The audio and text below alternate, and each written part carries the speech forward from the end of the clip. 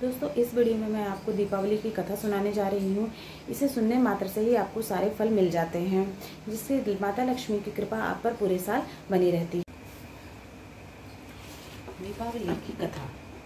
एक बार शांकादि ऋषियों ने आकर सनत कुमार जी से पूछा, हे भगवान, दीपावली के अवसर पर श्री लक्ष्मी के साथ साथ अन्य देवी देवताओं का पूजन क्यों किया जाता है, जबकि दीपावली का पर्व विशेषता लक्ष्मी पूजन का है।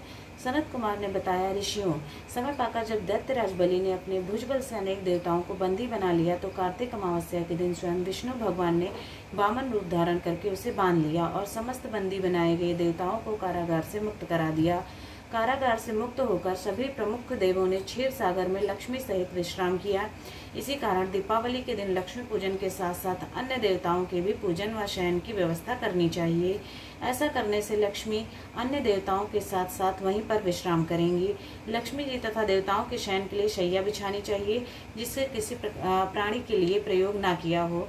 उस पर सुंदर नवीन वस्त्र व चादर बिछाकर तकिया रजाई आदि लगा दे। तत्पश्चात सुगंधित कमल पुष्प भी शैया पर बिछाएं, क्योंकि लक्ष्मी जी का निवास प्रायः कमल में रहता है। हे ऋषियों, इस प्रकार विधि पूर्वक श्रद्धा युक्त होकर देवताओं और भगवती लक्ष्मी के पूजन से वह स्थायी निवास करती हैं। भगवती लक्ष्मी जी के भोग के लिए गाय के दूध का खोया, उसमें मिश्री, लौंग, कपूर, इलायची आदि सुगंधित द्रव्य मिलाकर मोदक बनाने चाहिए। ऋषि ने पुनः प्रश्न किया, भगवान राजा बलि ने लक्ष्मी और देवताओं को अपने वश में कर लिया था, तो फिर लक्ष्मी ने उसका त्याग कब किया? सनत कुमार जी ने उत्तर दिया, हे ऋषियों, एक बार जब देवराज इंद्र से भयभीत होकर राजा बलि कहीं जा छिपे तो इंद्र ने उन्हें ढूंढने का प्रयत्न किया। ढूंढते ढूंढते इंद्र ने देखा कि बलि किसी खाली पर घर में गधे का रूप धारण कर समय व्यतीत कर रहे हैं। इंद्र के वहां पहुंचने पर बलि ने उनकी बातचीत होने लगी। बलि ने इंद्र को तत्वज्ञान का उपदेश देते हुए काल समय की महत्ता समझाई। देवराज इंद्र और दैत्यराज बलि में बातचीत चल ही रही थी। उसी समय दैत्यराज के शरीर से अत्यंत दिव्य रूप वाली स्त्री निकली। उसको देख इंद्र ने पूछा, हे दैत्यराज, तुम्हारे शरीर से निकलने वाली यह आभा युक्त स्त्री देवी अथवा आसुरी या मानवी? बलि ने उत्तर दिया, यह देवी है या ना आसुरी है ना ही मानवी है। यदि तुम इसके संबंध में अधिक जानना चाहते हो तो फिर इन्हीं से पूछो। इतना सुनकर इंद्र ने हाथ जोड़कर पूछा, देवी तुम कौन हो और दैत्यराज का परित्याग कर मेरी ओर क्यों बढ़ रही हो? मंद मंद मुस्कुराती हुई वह शक्ति रूपा स्त्री बोली, हे देवेंद्र, मुझे ना तो दैत्यराज प्रहलाद के पुत्र विरोचन ही जानते हैं, ना ही उनके पुत्र बलि।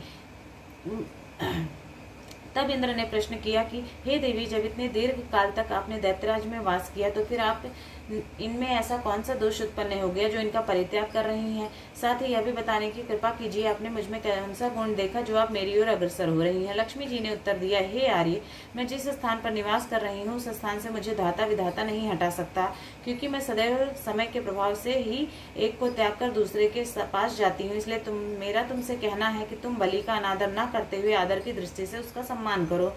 इंद्र ने पूछा, देवी कृपा कर यह बताइए, जब आप असुरों के पास क्यों नहीं रहना चाहती हैं? लक्ष्मी जी बोली, मैं उसी स्थान पर रहती हूँ जहाँ सत्य, दान, व्रत, तप, पराक्रम तथा धर्म रहते हैं। इस समय असुर इनसे परामुख हो गए हैं। पूर्व जन्म में यह सत्यवादी, जितेंद्रिय और ब्राह्मणों के हितैषी थे, परंतु अब यह ब्राह्मणों से द्वेष करने लगे हैं। पहले ये उपवास तप करते थे, प्रतिदिन प्रातःकाल सूर्योदय से पूर्व जागते थे और यथा समय सोते थे, परंतु अब ये देर से जागते हैं और आधी रात के बाद सोते हैं। पूर्व काल में ये दिन में शयन नहीं करते थे, दीन दुखियों, अनाथ, वृद्ध, रोगियों की सेवा को नहीं सताते थे और हर प्रकार से सहायता करते थे। पहले गुरुजनों के आज्ञाकारी और सभी काम समय पर किया करते थे। उत्तम भोजन बनाकर केवल अकेले नहीं खाते, पहले दूसरों को देकर बाद में स्वयं पाते थे। मित्रों से प्रेम व्यवहार करते थे, परंतु अब इनमें क्रोध की मात्रा अधिक बढ़ गई है। साथ ही आलस्य, निद्रा, अप्रसन्नता, असंतोष, विवेकहीनता आदि दुर्गुणों की संख्या बढ़ गई है। अब इनकी सभी बातें नियम विरुद्ध होने लगी हैं। संतान का शास्त्रोक्त विधि से भली प्रकार पालन पोषण नहीं करते हैं। इन कारणों से इनके चेहरे की व शरीर की क्रांति क्षीण हो रही है। अतः हे देवराज इंद्र, मैंने निश्चय किया है कि अब इनके घर में वास नहीं करूंगी। इसी कारण मैं दैत्यों का परित्याग कर अब तुम्हारी ओर आ रही हूँ। इसलिए तुम प्रसन्नता पूर्वक अंगीकार करो। मेरा जहाँ पर वास होगा वहाँ पर आशा, श्रद्धा, धृति, शांति, जय, क्षमा, विजित, संगीत, ये 8 देवियां भी निवास करेंगी। क्योंकि तुम देवों में अब धार्मिक भावना बढ़ गई है, इसलिए मैं तुम्हारे यहाँ ही वास करूंगी। इतना सुनकर इंद्र ने उन शक्ति रूप लक्ष्मी का हार्दिक स्वागत किया और उसी समय अन्य देवगण भी दर्शनार्थ आकर उपस्थित हो गए और विविध प्रकार से स्तुति करने के उपरांत बड़े गाजे बाजे के साथ उन्हें स्वर्ग में लिवा लाए। सनत कुमार जी ने कहा, हे ऋषियों, बस उसी समय से संसार में धर्म और सुख शांति की भावना लक्ष्मी जी की कृपा से जागृत हो गई है। दिवाली की कहानी कुछ इस प्रकार है। किसी नगर में धन, ऐश्वर्य व पुत्र आदि से संपन्न परिवार वाला एक सेठ रहता था। लक्ष्मी जी उस परिवार पर पूर्ण कृपा थी। धीरे धीरे सेठ की धार्मिक आस्था कम होकर लोभ की मात्रा बढ़ने लगी।